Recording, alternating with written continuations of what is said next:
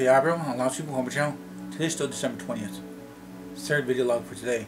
And I was talking about gaming and as a young teenager, pre-teen maybe, listening to my music with headset on, and then somebody banging at my door, yelling at through the door and stuff, or like open the door and yelling at me and stuff, and like they don't see you, I don't hear you because I am zoned into the game. I got music going on and I can't hear you and stuff. And then getting you're shook and over to actually notice, like, oh, okay, it's like, I've been trying to call you. I've been trying to get you to do this, or get you to do that, or do some dishes, or go rake the leaves, or come on, let's go, we're going to be going someplace, or whatever the situation is. My dad, or my uncle, or aunt, or cousin, or whatever, whoever, want me to do something, do this, do that. And I got to the point where sometimes, well, there was a good vast time where I didn't really always had to close my door. But becoming an older kid, pre-teen, I have to start closing my door, start locking my door. Well, I had like 5 sisters. And if I leave my door open, I'm gone to school, I come back, and a lot of stuff is moved around and touched and stuff. And my oldest sister and second oldest sister always dig into my stuff, playing my games, erasing my games. That's what happened, or hiding my stuff. And I got to the point where I had to lock my door. Then I started learning to just lock my door and with a key. But that wasn't really anything spectacular then. They didn't really have any good key locks then. This was just a normal flat key, go in there and, it's like a little small hole thing. Key lock thing, I think it was later in my teens. And there was a time, I think I already said this a long time ago, but you guys probably haven't seen that video, or probably don't even know what video I was talking about it. But there was a time I'd come home from school, I had this raccoon tail that I got from my grandfather. I think he gave me a raccoon tail, and I liked it. I liked petting it. I liked to keep it on thing. I was gonna attach it to a hat. I was gonna pin it to a hat and stuff, and use that raccoon tail. And I come home one day and I'm looking at this thing. It looked like a rat tail, and there was fur everywhere. And I was like, no. So then I yelled my sister's name. She's hiding. She hid when she heard her name, when I said her name. And then her mom, or I don't think my dad was back home yet from work. Mom was yelling at me. I was yelling at her, and I was yelling at my sister because she cut all the fur off the tail, and all it looked like was a rat tail. She cut all the fur off. That really made me mad. And to get on revenge, I got in trouble for it because I was the older kid. I got in trouble for it. One of her favorite Barbie dolls, I cut all the hair off of that for payback. Maybe she got the message, but she was a young kid. They don't completely get the message. No, not to touch this, not to touch that, not to take care of things, don't wreck things. Clean up your room. And oh yeah, there's my sisters, the 2 oldest and the 3rd sister. When they got older and stuff, there was always toys in the room. They had like their own little toy room. And if they didn't clean the toys, they were threatened to lose their toys. They was going to go up a trash can out to the curb. Now, I think my dad and my stepmother, she bagged up a whole bunch of toys and stuff and put it someplace, and said, well, you didn't clean up your toys, so we got tired of you telling you girls all this time. Now they're all gone, and now they're crying and stuff, and they don't have any toys, and then like they're told to be quiet and sit down and eat, and and then she goes, well, I did not get rid of the toys. I'll bring the toys back to you. But you girls got to learn to clean toys. And then it did work for a while. I think they had to end up grab them twice, like 2 or 3 times. And then they got to the point where they weren't cleaning up the toys, and they're kind of not playing with toys, they're doing other stuff, you know, cartoons or outside or doing whatever. And came to a point, I think they did yard sales. They did yard sales, started selling off their old toys or donations to like the kids' toy mountain fun thingy. And they donated a lot of their old toys. But anyway, getting back to what I was talking about.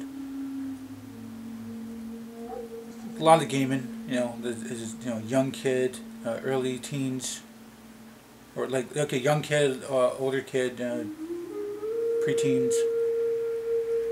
Did a lot of gaming at that time, and then I just kind of slowed down after that. You know, I think it was around 11, 12, and then started hanging out with friends and going for rides on bikes, tried skateboards, you know, I can bust my skull a couple times. I think I was better on a skateboard or on a bike. Doing tricks and stupid things, you know, on bikes and getting flats and breaking either bones or breaking stuff on the bike. I didn't start walking, I think, until 3. I didn't, you know, start learning to ride a bike, I think, till 6 and a half, 7. The reason why I didn't start walking until 3, there's, you know, one factor is that I was born with mild spinal bifida as a kid. Well, as a newborn, mild spinal bifida. And I don't think my dad knew that stuff. He didn't know exactly what to do, but you know, he started, you know, doing exercise things, you know, getting my legs exercised and, you know, doing stuff with me until, you know, until he's back to drinking around 5 or 6 years old. I got a little bit of help from him learning how to ride a bike. Sometimes from my cousin. Well, yeah, my cousin. It wasn't his dad and my uncle. His cousin. And then I started, you know, going down hills, and higher the hill down I would go, and I would learn how to, you know, ride a bike that way. By the time I think the training wheels came off, probably 5 and a half, 6 years old.